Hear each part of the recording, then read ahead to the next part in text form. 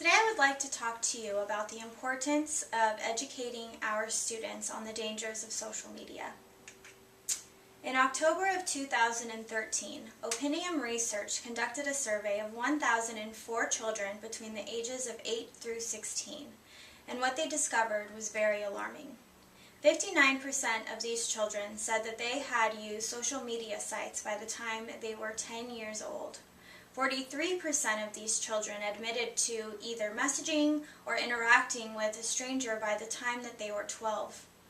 It is getting increasingly difficult for parents and teachers to monitor the activity that these children engage in now that cell phones, tablets, laptops, and so on are becoming more and more accessible to these children.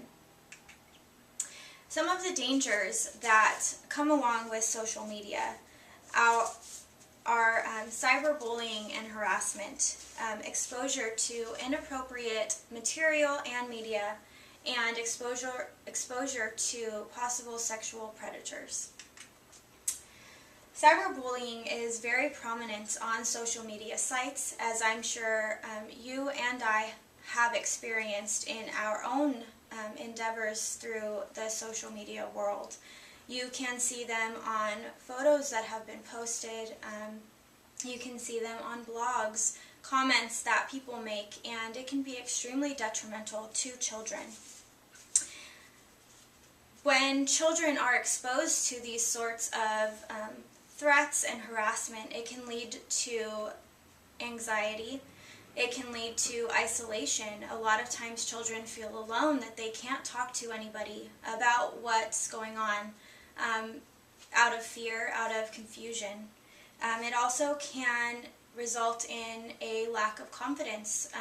Enough people tell you that you're not beautiful or that you're not smart, and a lot of times these children begin to believe it. In some cases, unfortunately, there have also been reports of suicide because of cyberbullying. These children get pushed into a corner and they feel that there's no other way out. One of the reasons that this is so huge is that children are not able to fully process and cope with the threats, with the harassment that their classmates, that strangers have said, have commented, and once it's out there for the world to see. And other people that may know the children are not can also piggyback onto these comments and make the child feel even more attacked. Along with cyberbullying, there is also the risk of inappropriate material that we all know is all over social media sites. Inappropriate pictures, videos, comments that even people make, and children are not able to have the maturity to either consent to what they're looking at, what they're watching, or what they're even sending. A lot of children do not realize the seriousness of the sites that they're going onto, the pages that they're looking at, and it can be really detrimental to their growth, not only emotionally, but cognitively and physically. It can really end up with a loss of childhood.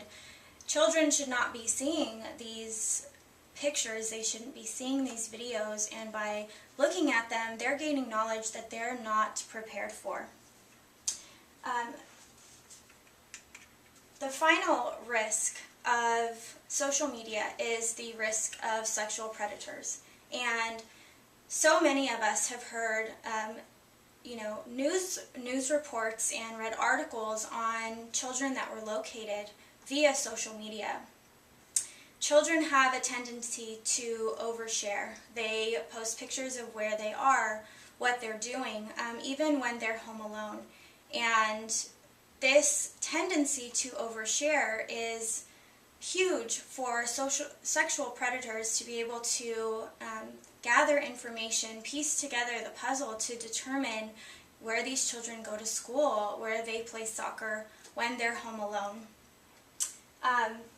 There have been many reports of children being kidnapped or worse, killed, harassed because of the information that they have left on social media. These sexual predators are able to basically take a glimpse into the lives of these children, and they're just they're not able to defend themselves without the proper knowledge of what sort of information they should and should not be posting online.